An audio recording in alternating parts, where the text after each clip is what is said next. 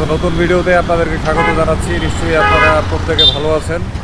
So viewers, আজকে এই মুহূর্তে আপনাদের সঙ্গে শেয়ার করব যে বাজাজ পালসার NS 160-র যে FI সংস্করণটা আমাদের দেশে পাওয়া যাচ্ছে, সেইটা কী পরিমাণ মাইলেজ দিতে সক্ষম। তো আমার পাশে এই NS-এর যে 160-র FI যে মোটরসাইকেলটা আছে, এটা দিয়েই এই কাজটা করব। আপনাদেরকে এটা দেখাই, এটা যে FI, এই দেখুন এটার এখানে FI লেখা আছে। সো এই মোটরসাইকেলটার আসলে FI-এর মাইলেজ চেক করাটা একটু কষ্টসাধ্য ব্যাপার। তো এখন আমি এটা মাইলেজ চেক করার জন্য এটার যে ফুয়েল ট্যাঙ্কটা খালি করে ফেলছি। তো এই দেখেন ফুয়েল ট্যাঙ্ক খালি করার পরে যে ফুয়েলগুলো বের হয়েছে, এই তো এখন দেখবেন যে আমি মোটরসাইকেলটা স্টার্ট দিব, কোনো স্টার্ট নিবে না।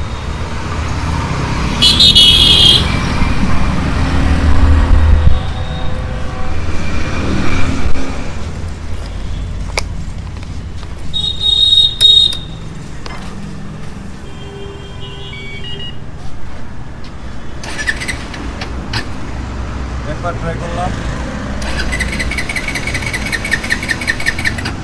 দুইবার ট্রাই করলাম।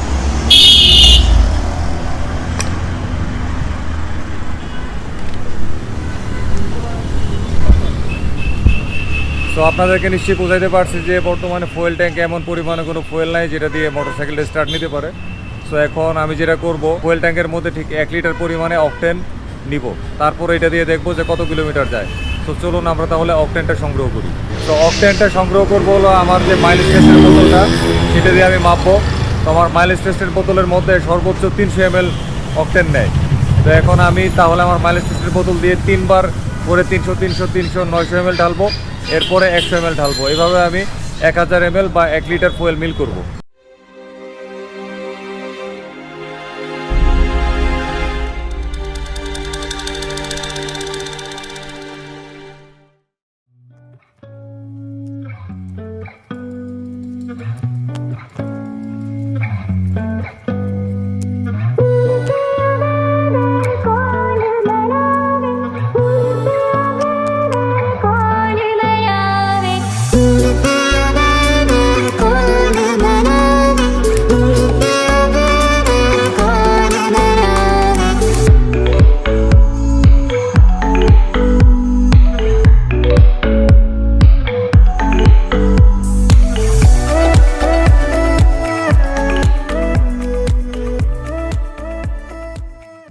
মোটরসাইকেলটা পুরোপুরি রেডি। এটা হলো আমারটা, এটা রেখে যাচ্ছি, আর এটা নিয়ে যাচ্ছি, দুইটা পাশাপাশি গ্রে, ভালোই লাগতেছে। সো এখন আমার তো এটা রিজার্ভ লাগবে, কারণ এটার তো আর FI-তে কোনো রিজার্ভের অপশন থাকে না। সো এখন আমার যে রিজার্ভটা, সেইটা এই বোতলের মধ্যে মাইপে নিয়ে নিছি। এটা দিয়ে পরে ওইখান থেকে আসবো। বিশাল বড় ব্যাগ, হ্যাঁ নিয়ে নিলাম। সো ভিউয়ার্স, মোটরসাইকেলটা 2000 কিলোমিটারের কিছু বেশি চলছে অডোমিটারে। আর এটার মধ্যে বাজাজের যে রিকমেন্ড করা ইঞ্জিন অয়েল গ্রেড 20W50, সেই 20W50 গ্রেডের মিনারেল ইঞ্জিন অয়েল দেওয়া আছে। সো আমরা এখনই আমাদের যাত্রাটা শুরু করতে যাচ্ছি।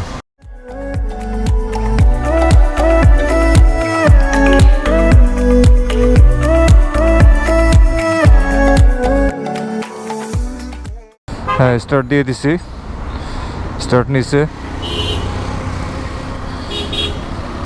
কেমন যেন লাগতেছে এটা চালাইতে। আমারটার তো সিট মডিফিকেশন করা, অনেক আরও উঁচু করা, আরও মোলায়েম। তো এটার মধ্যে বসে কেমন যেন একটা আনইজি ফিল করতেছি।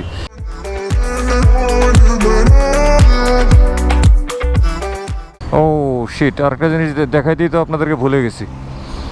সেটা হলো এটার যে ট্রিপ মিটার, ট্রিপ মিটার, হ্যাঁ এই ট্রিপ 1, আপনারা একটু মিটারটা ফলো করুন, এটা আমি দেখাইতে ভুলে গেছি। ট্রিপ মিটারে লেখা আছে 873.4 কিলোমিটার। এখান থেকে আমরা যাত্রাটা শুরু করতেছি। তো এটার যে মালিক, উনি ট্রিপ 1, ট্রিপ 2-তে পৃথক দুইটা হিসাব রাখছে, সেজন্য এটা জিরো করতে পারতেছি না।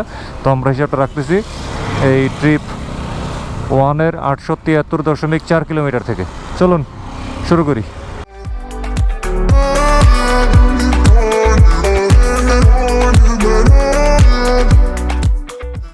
তো যেহেতু মোটরসাইকেলটা ব্রেক ইন পিরিয়ড পার করা হয়েছে, সুতরাং আমি এটাকে চেষ্টা করব একটু প্রেশার দিয়ে চালানোর জন্য।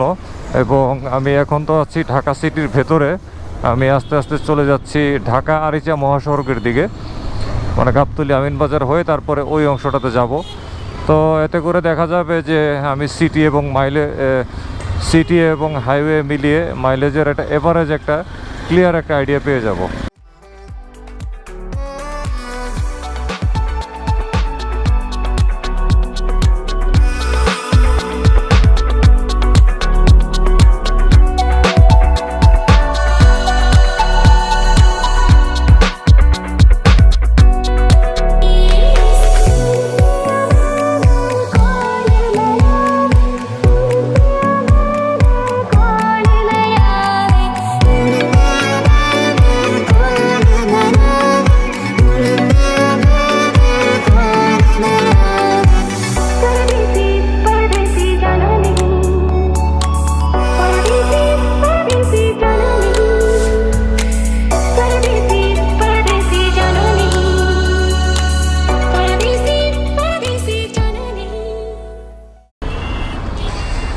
চলে আসছি মিরপুর টেকনিক্যালে। এখন চলে যাব সরাসরি একেবারে ঢাকা আরিচা মহাসড়কে, গাবতলী পার হয়ে একদম ওইদিকে চলে যাব।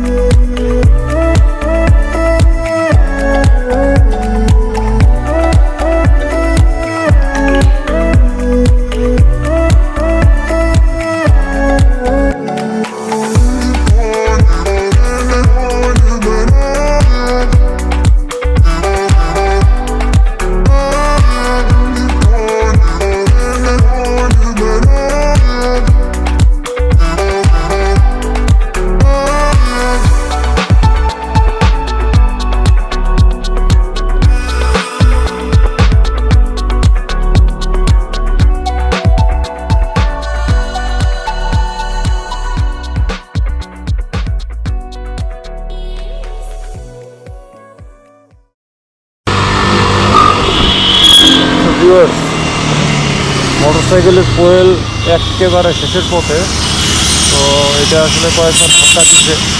তো এখন আসলে এই ধাক্কানো অবস্থায় এটাকে আমি আর চালাবো না, এখন স্টপ করে দিব। কারণ এই ধাক্কানো অবস্থায় যদি এটা আরও চালাই তাহলে দেখা যাবে যে এটার ফুয়েল পাম্পের মধ্যে এক্সট্রা একটা প্রেশার পড়বে। তো এই প্রেশারটা ফুয়েল পাম্পের মধ্যে দেওয়াটা ঠিক না। তো এই ধাক্কানো অবস্থাতে আমি মোটরসাইকেলের স্টার্টটা বন্ধ করে দিলাম। মোটরসাইকেল কিন্তু এখনও রানিং, আমি কিন্তু আরও চালাতে পারবো, কিন্তু আমি চালাচ্ছি না, এটার ফুয়েল ইঞ্জেক্টরে প্রেশার পড়তে পারে। তো এই অবস্থায় আমি মোটরসাইকেল স্টার্টটা অফ করছি। তো এই অফ করে দিলাম। আপনারা একটু খেয়াল করুন যে আমরা সিটি এবং হাইওয়ে মিলিয়ে এই দেখুন ট্রিপ 1 মিটারটা এখানে 916.3 কিলোমিটার। এই পর্যন্ত আমরা এটা চালালাম 1 লিটার অক্টেন দিয়ে। চলুন বাকি কথাবার্তা একটু করে।